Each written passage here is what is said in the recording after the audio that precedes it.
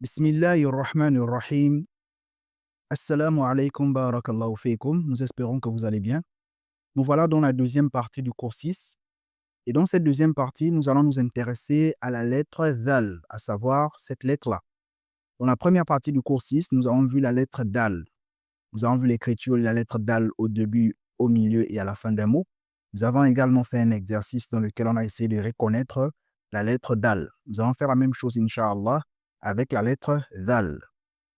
Sans plus tarder, nous allons commencer. Nous allons d'abord rappeler une phrase que vous savez déjà, ou du moins des phrases que vous savez déjà que nous avons vues dans la première partie du cours 6, à savoir les lettres Dal et Zal, c'est-à-dire cette lettre-là et cette lettre-là, font partie des 6 lettres. Comme vous savez, parmi les 28 lettres de l'alphabet arabe, il y a 6 lettres qui n'acceptent pas de toucher les lettres qui seront à côté d'elles. Nous avons rappelé ces 6 lettres à la fin du cours 5. Et dans le cours 6, dans la première partie, nous avons encore rappelé ces lettres-là. Et je vais encore rappeler ces lettres-là aujourd'hui parce que vous devez connaître ces lettres par cœur. On va essayer de les rappeler ensemble. Premièrement, nous avons la lettre Alif, ensuite la lettre Dal, et ensuite la lettre Zal, et ensuite la lettre Ra, et ensuite la lettre Zain, et enfin la lettre Waw. Ce sont les 6 lettres de l'alphabet arabe. Lorsqu'elles sont là, elles ne vont pas toucher les lettres qui seront à côté d'elles. Les lettres qui vont venir après elles, elles ne vont pas toucher ces lettres-là. Donc, il faut connaître cette règle par cœur. C'est très important. Donc, nous disons, les lettres Dal et Zal font partie de ces 6 lettres-là. Ensuite, nous disons, les lettres Dal et Zal s'écrivent de la même manière. Les lettres Dal et Zal n'ont pas de problème. Elles s'écrivent de la même manière. Cependant, on rappelle quelque chose. La lettre Zal, cette lettre-là, que nous allons étudier tout à l'heure, Inch'Allah, a un point en haut. Regardez ici, la lettre Zal a un point en haut. Et la lettre Dal n'a pas de point. Voici la différence entre la lettre Dal et la lettre Zal. La lettre Dal n'a pas de point. Nous avons déjà étudié cette lettre, walillahilham. Et la lettre Zal a un point en haut. Nous allons mettre un tableau et on va voir des exemples de la lettre Zal au début, au milieu et à la fin des mots. Voici notre tableau. Nous lisons l'écriture de la lettre Zal au début du mot. Voici la lettre Zal. Vu qu'elle fait partie des 6 lettres, elle ne va pas toucher la lettre qui sera à côté d'elle. Nous avons des exemples. Le premier mot que nous avons est le mot Dhikrun. Dhikrun, un rappel, ou bien l'évocation, avec son pluriel Adhkar, des Adhkar. Regardez ici, nous avons la lettre Zal.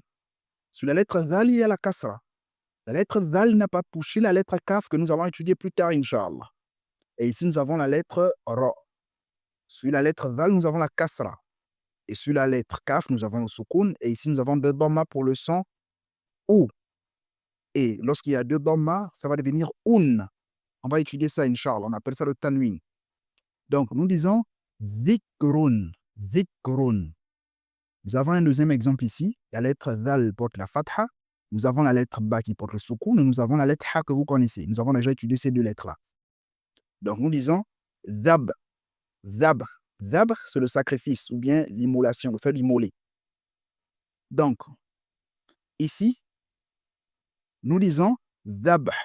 Et nous constatons qu'il n'y a pas de harakat ici.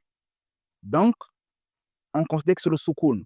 Donc, on va dire Zabh. Nous avons dit toutes les fois que vous voyez à la fin d'un mot, il n'y a pas de harakat, considérez que c'est le soukoun.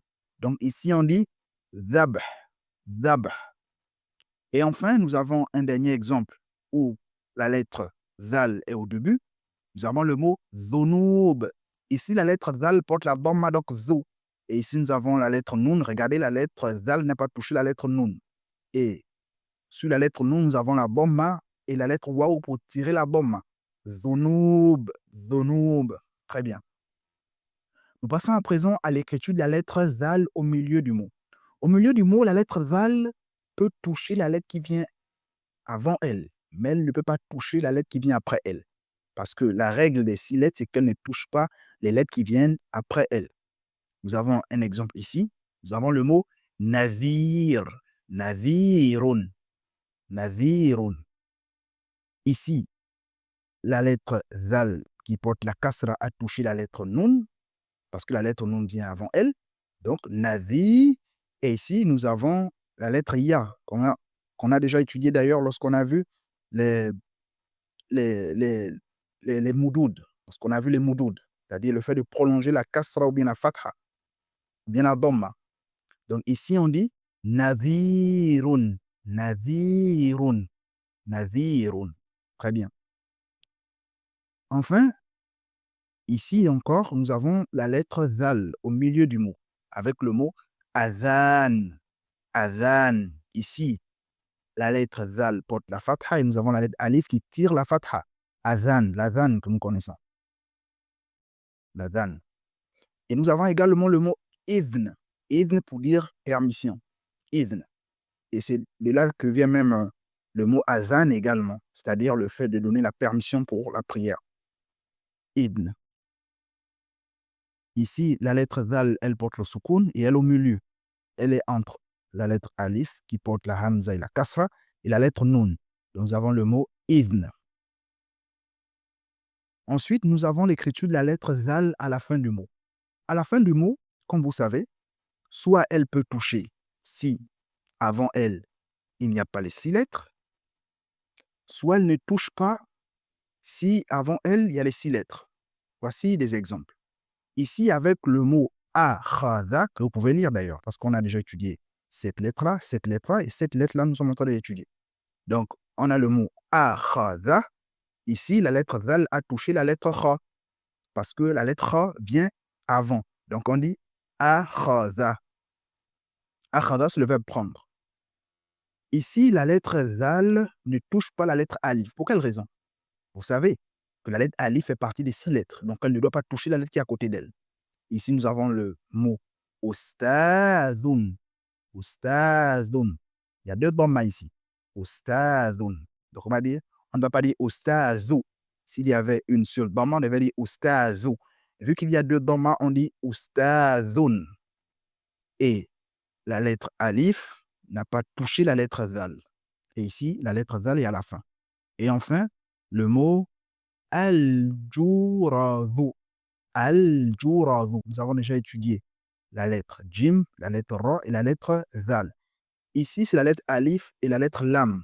Ça permet de, lorsque vous allez voir comme le mot alhamdulillah, lorsque vous allez voir le al, c'est-à-dire la lettre alif et la lettre lam, il faut lire ça al. Al, c'est l'article défini. On appelle ça harf ta'rif, l'article défini en français. Donc, ça permet de donner le son le, la, les ou l'apostrophe. On va étudier ça, Inch'Allah. Comme on dit, Alhamdulillah. La louange est Allah. Alhamdulillah. Donc, ici, Al-Juraz, c'est tout simplement Al-Far, c'est-à-dire le chat. Excusez-moi, Al-Far, la souris. La souris. Donc, nous avons le mot Al-Juraz. On continue. Nous passons à l'exercice reconnaître la lettre Zal. On va essayer de reconnaître la lettre Zal. Voici un tableau. Dans ce tableau, il y a plusieurs mots et des phrases également. On commence déjà à insérer des phrases pour commencer à vous habituer. Et dans ces phrases ou bien dans ces mots, vous allez essayer de reconnaître la lettre Zal. Nous avons le premier mot ici, il faut bien regarder s'il y a la lettre Zal ici. Le deuxième mot ici, regardez bien. Ici, nous avons une phrase. Il faut bien regarder s'il y a la lettre Zal. Ici, nous avons un mot. Ici, un mot. Il faut regarder. Ici, un mot. Regardez, nous avons le al ici. Le al pour dire le la, le lait ou bien l'apostrophe. Ici, nous avons un mot également. Ici, nous avons une phrase, si on peut dire. Ici, nous avons un mot. Si vous voyez que c'est long, c'est que c'est une phrase. Ici, nous avons un mot. Ici, nous avons un mot. Ici également, il faut bien regarder s'il y a la lettre Zal ici. Ici, regardez s'il y a la lettre Zal. Regardez ici s'il y a la lettre Zal ici. Ici, regardez bien s'il y a la lettre Zal. Ici également, il faut regarder s'il y a la lettre Zal. Ici, c'est une phrase, il faut regarder s'il y a la lettre Zal. Ici, l'avant-dernier mot, il faut regarder s'il y a la lettre Zal. Et ici encore, nous avons le Al. Il faut regarder s'il y a la lettre Zal. En espérant que vous avez bien regardé s'il y a la lettre Zal, vous avez essayé de reconnaître les endroits où il y a la lettre Zal. Nous allons passer à la correction. Voici la correction de notre exercice. Donc, correction de l'exercice. Dans le mot daftarun, il n'y avait pas la lettre zal. Daftar, le cahier. Daftarun. Regardez ici, nous avons deux dhamma ici. Daftarun. Donc, au lieu de dire daftaru, on va mettre un N à la fin. Daftarun. Lorsque vous voyez deux dhamma, vous mettez un N à la fin. Donc, daftarun. Ici, nous avons le mot daftarun. Et ensuite, le deuxième mot ici, nous avons le mot taba. Taba. Fait se repentir. Taba yatubu. Taba. Ici, nous avons la lettre ta qu'on tire. Taba. Il n'y a pas la lettre zal ici. Mais dans cette phrase, nous avons la lettre zal. On nous dit ici, az-zaka'u jayyidun.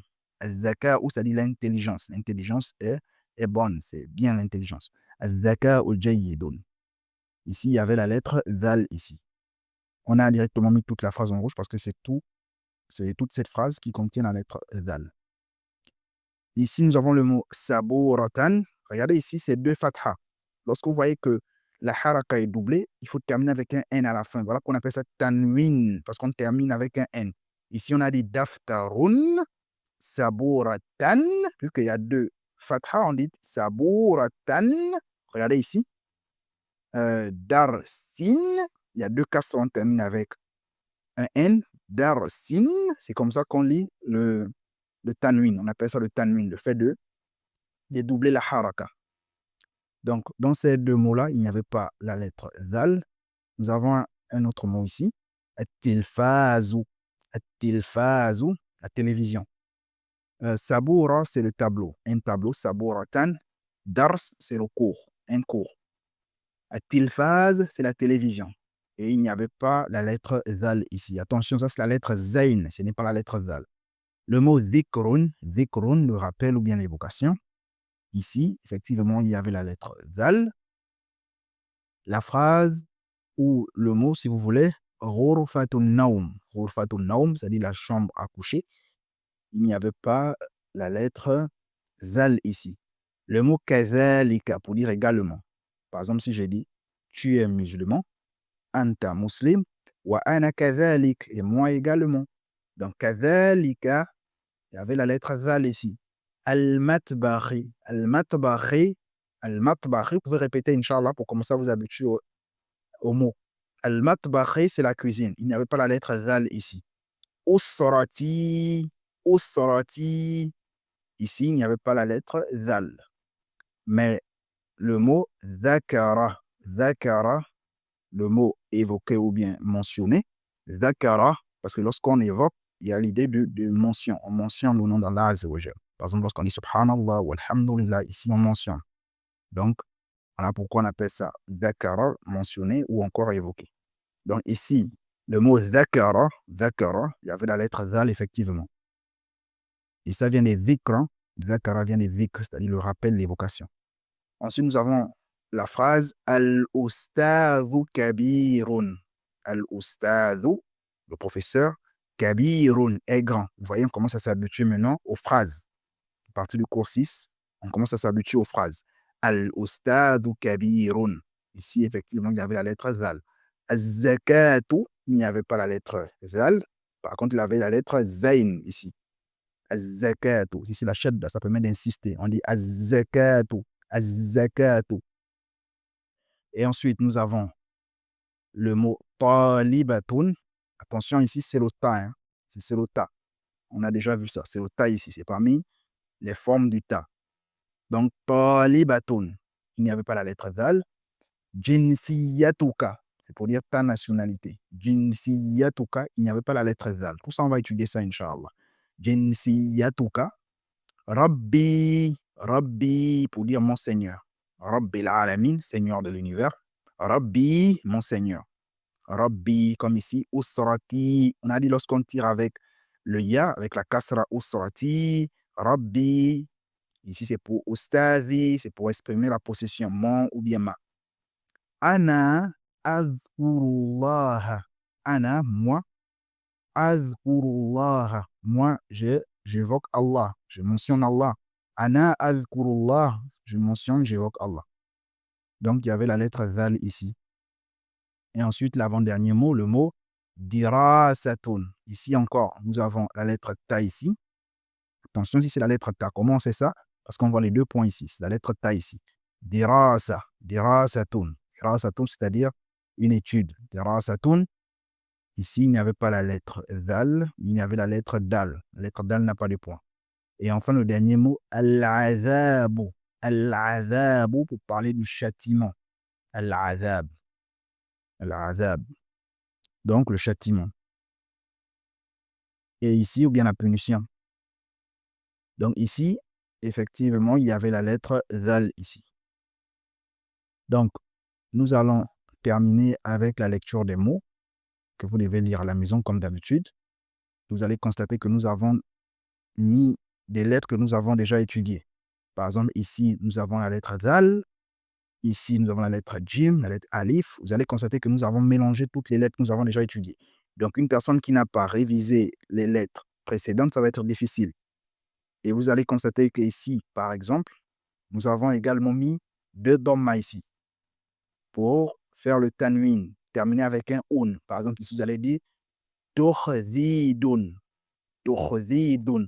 Au lieu de dire tukhzidu, vous allez dire tukhzidun. Ici, on termine avec deux kasra, donc vous allez dire hin. Ici, on termine avec deux fatha, donc vous allez dire an. Ici, deux kasra, donc tujadin. Ici, idba datan. Partout, vous voyez que nous avons doublé la haraka, vous terminez avec un n. Dites un, ou bien an, ou bien in. Donc, Inch'Allah, essayez de réviser ça à la maison, essayez de lire à la maison, Inch'Allah. Les mots que vous trouvez difficiles, vous pouvez nous mettre ça en commentaire, Inch'Allah. On va vous les lire au prochain cours. Mais, alhamdoulilah, jusque-là, c'est facile. Ce sont des lettres que nous avons étudiées. Nous n'avons pas mis des lettres difficiles. Et ici, il faut savoir que c'est la hamza. C'est comme s'il y avait un alif en bas ici. Le alif n'est qu'un support. Donc, Inch'Allah, il faut essayer de lire ça à la maison. Nous avons également mis des moudoud. On a tiré avec la lettre alif, on a tiré avec la lettre waouh, on a tiré avec la lettre ya. Donc, il faut vous entraîner, Inch'Allah. Nous sommes arrivés à la fin du cours. N'hésitez pas de nous mettre les questions en commentaire, Inch'Allah. N'hésitez pas de partager autour de vous. Et si vous n'êtes pas encore abonné, excusez-moi, n'hésitez pas de vous abonner, Inch'Allah. Qu'Allah vous bénisse et on se voit au prochain cours, au cours 7, Inch'Allah ta'ala. Wassalamu alaikum.